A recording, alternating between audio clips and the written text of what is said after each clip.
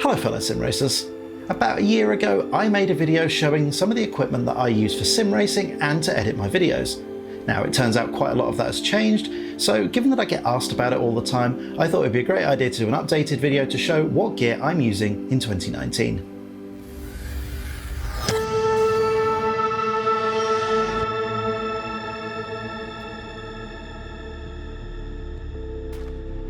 The most obvious change from 2019 would be the monitor setup. I used to run triple screens, but now I've reverted back to one larger main screen and a small monitor on the left for viewing live stream chat and monitoring recordings. Now, the reason that I moved away from the triples is because, honestly, they get in the way of the video production process. In my experience, capture cards don't work well with triple monitors, and you end up having to crop down from a much larger image. And all of that gets in the way, it uses more resources and slows down my workflow. However, if I wasn't running a YouTube channel, I would still be running the triples. The monitor that I'm running is an older HP Omen 32-inch, which is limited to 60Hz. Not ideal for gaming, but since I'm limited to that frame rate for the videos, it's not something I'm too concerned about. That all being said, I am sorely tempted to replace it with an ultra-wide of some description.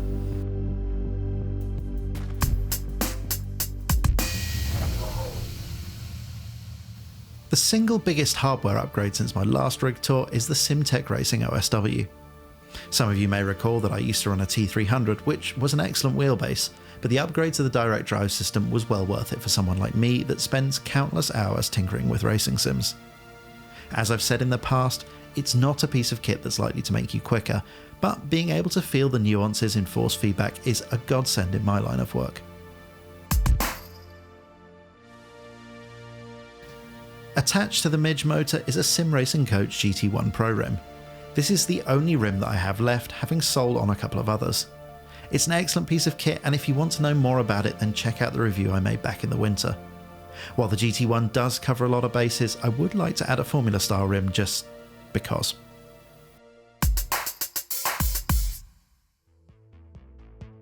The racing cockpit itself has also changed since last year.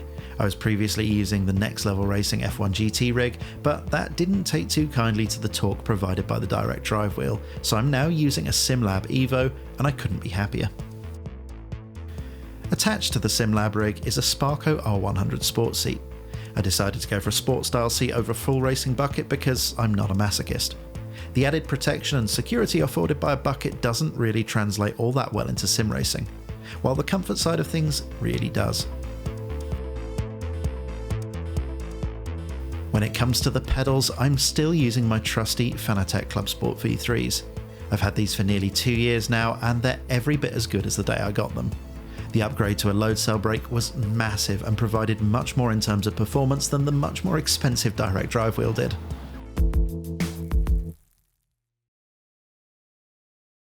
Another item that hasn't changed is the Thrustmaster THAA shifter. This is a piece of kit that does the job, in a no-frills sort of way. It was cheap and it's reliable, and while I would like a better H-pattern shifter, it's quite hard to justify upgrading to something like the Fanatec, which does offer slightly better feel, but also costs quite a bit more. So I'm happy to wait around and see what else enters the marketplace. Alongside the THAA is the Thrustmaster TSS handbrake. This was provided to me for a review, and honestly, I've spent much more time using it as a sequential shifter than as a handbrake. Although that is largely because my Dirt Rally force feedback's broken.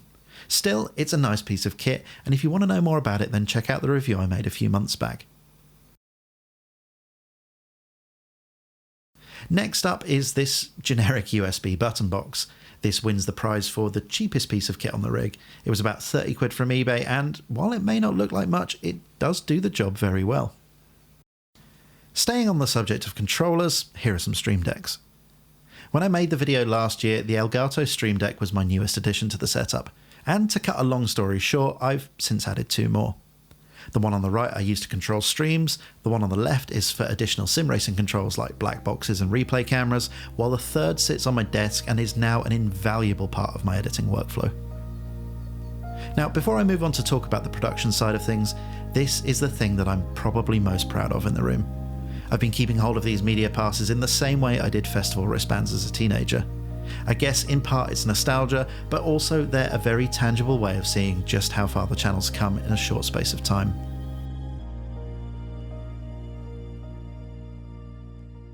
The editing setup is pretty similar to last year, but with a lot of the clutter removed and a few little tweaks for the sake of efficiency. I get a lot of questions about my audio signal chain, so I will describe it briefly here, though I do plan on making a couple of how I make my videos in the next few weeks.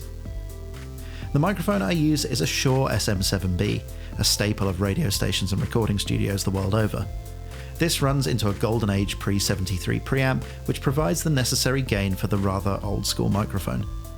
The signal is then fed into a Behringer X32 console, which routes the audio to the streaming and sim racing PCs, headphones and monitors, or any combination thereof.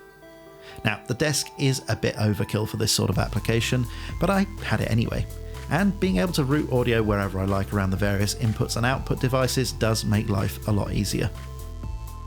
Finally, because I know someone will ask, the model cars have been rehomed into a cabinet because I got fed up of having to dust them.